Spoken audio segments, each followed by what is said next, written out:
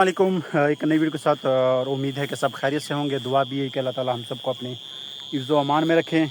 काफ़ी टाइम के बाद जब से बारिशें हुई तो उसके बाद फसलों में पहला चक्कर लगा, ये आप देख सकते हैं। लेकिन जिस तरह गर्मी पड़ी फसल का वो हाल नहीं है जो होना चाहिए।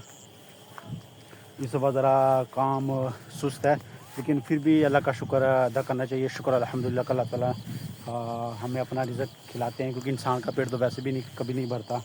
तो इस चीज़ पे जितना भी शुक्र अदा करे इंसान उतना ही कम है। लेकिन एक बात, ये तो वैसे मैंने फसलों का जिक्र कर दिया है, लेकिन इंसान अगर आप देखें, ईमानदारी ढूंढने अगर बंदा निकलता है तो आपको कहीं कहीं भी आपको ईमानदारी दूर दूर तक नज़र नहीं आएगी। और ये पिछले कुछ दिनों में मेरे साथ पहले हुआ है। और ये मैं यही कहूँगा कि जिस बंदे के पास बाइक है और गाड़ी है, उसको उस चीज़ का पता भी होना चाहिए कि इसमें ख़राबी क्या है और उस ख़राबी का हल क्या है और उस ख़राबी पे ख़र्चा कितना आता है। अगर आपको इस चीज़ का पता है तो फिर आपके लिए ये चीज़ मैं कहता बेहतर है, बड़े ख़र्चे से बच सकते हैं। लेकिन अगर नहीं पता तो फिर आपको कोई भी चूना लगा सकता है। तो मैं भी आप लोगों को बताता हूँ कि मैं पिछले दिनों में मुझे चूना लगने से मैं कैसे बचाऊँ। ये भी अल्लाह का बड़ा एहसान है। तो चलते मैं आपको बताता हूँ कि हुआ क्या था। ये आप देख सकते हैं मेरी बाइक खड़ी है। ये तकरीबन 2-3 हफ़्ते पहले की बात है कि मैं सुबह जा रहा था गांव से लाहौर, तो बाइक ने मुझे बड़ा तंग किया हुआ। और एक तो बहुत भारी चल रही थी और दूसरा मिसिंग भी बहुत कर रही थी। तो मैं बड़ा परेशान था कि यार अच्छी खासी बाइक थी, इससे क्या हो गया। तो मैंने इस चीज़ का वैसे किसी को दिखाया नहीं, मैकेनिक को मैंने, एक तो अपनी सुस्ती की वजह से, सुस्ती कहूँगा, सुस्ती की वजह से मैकेनिक को मैंने नहीं दिखाया। और मैं इस तरह तकरीबन 1-2 हफ़्ते तकरीबन 1 हफ़्ता मैं इस तरह मैंने गुजारी। तो एक दफ़ा फिर मैं चला गया मैकेनिक के पास, इधर गांव में ही हूँ। तो मैं उसके पास से ले गया बाइक को। मैंने कहा यार ये बाइक में ये मसला है, तो आप चेक करके बताते कि इसमें मसला क्या है और इस पर ख़र्चा कितना आएगा। तो मैंने उसको कहा कि आप ख़ुद चला के देख लें। वो चलाना उसने स्टार्ट किया, मैं पीछे बैठा हुआ था। तो तकरीबन एक राउंड लगा के हम वापस आए। तो उसने मुझे बताया कि इसकी क्लच प्लेटें, इसका फ़लाना, इसका फ़लाना, इसका फ़लाना, ये सारी चीज़ें, इसकी फ़ारग है, ये आपको नई डलवानी पड़ेंगी। तो मैंने जिस तरह वो जो चीज़ उसने बताई, तकरीबन उस पे 10 से 12 हज़ार रुपये का ख़र्चा था।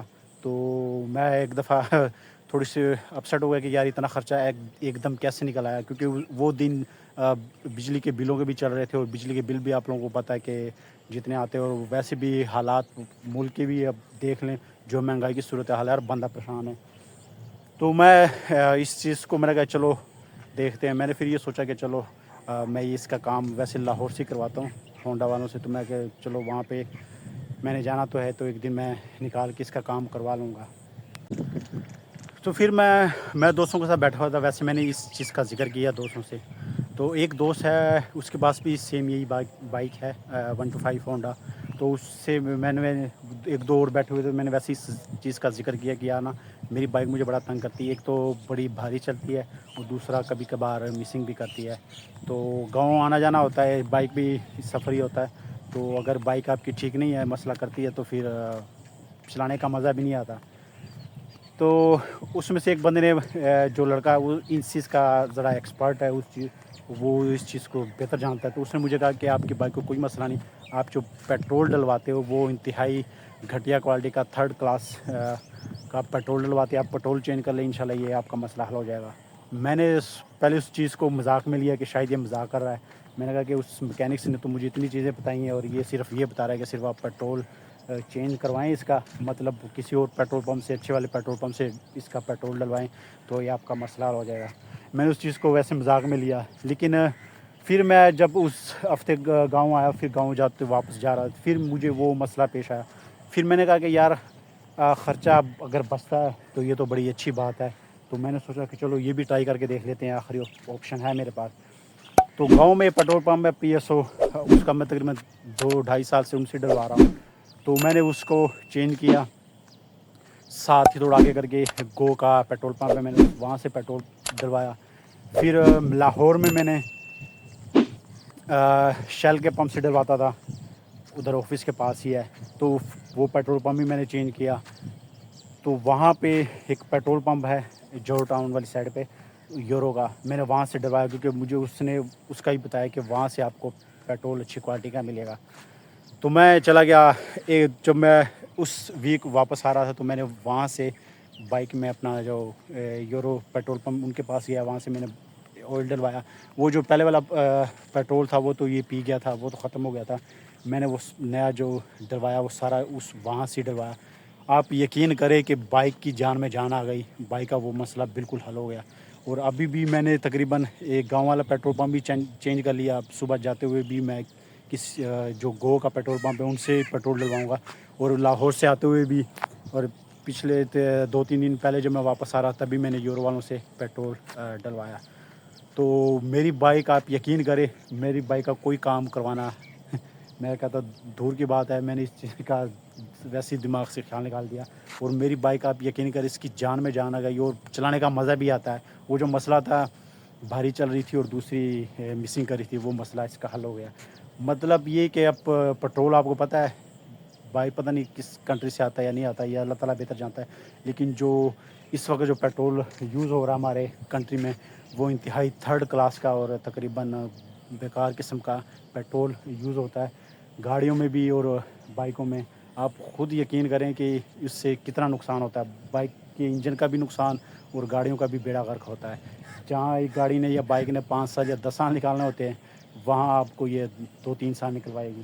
تو ان چیزوں کا خیال رکھنا چاہیے.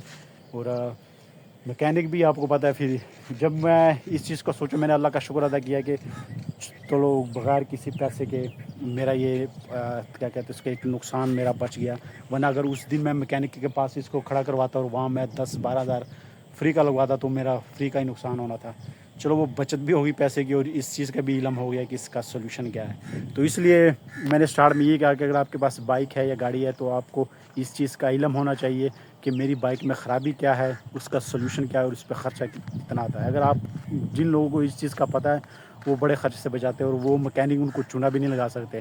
اور اگر جس بندے کو اس چیز کا نہ علم نہ ہو کہ میری بائک میں مسئلہ کیا ہے, اس کا سولوشن کیا ہے, اس پہ خرچہ کتنا آئے گا, وہ پھر اس کو ہر بندہ چونا لگاتا ہے, ہر جگہ وہ اس چیز کا شکار ہوتا ہے. تو اس دفعہ بھی میں چونا لگنے سے بچ گیا ہوں. یہ میں نہیں, میری اس میں کوئی کمال نہیں, یہ تو اللہ تعالیٰ کا احسان ہے کہ اللہ تعالیٰ نے مجھے اس نقصان سے بچایا. تو اللہ تعالیٰ سے دعا ہے کہ اللہ تعالیٰ ہمیں ایماندار اور حق حلال کی روزی کمانے کی توفیق دے, اور اللہ تعالیٰ ہماری حفاظت فرمائے, اللہ تعالیٰ ہماری ساری پریشانیوں کو دور فرمائے. ایک چھوٹا سا ویلوگ تھا اور امید ہے کہ پسند آئے گا. انشاءاللہ اپنی ویڈیو کا اختتام دے کرتے اور ملیں گے انشاءاللہ نیکسٹ ویڈیو میں. تب تک دیجیے اجازت, اللہ حافظ.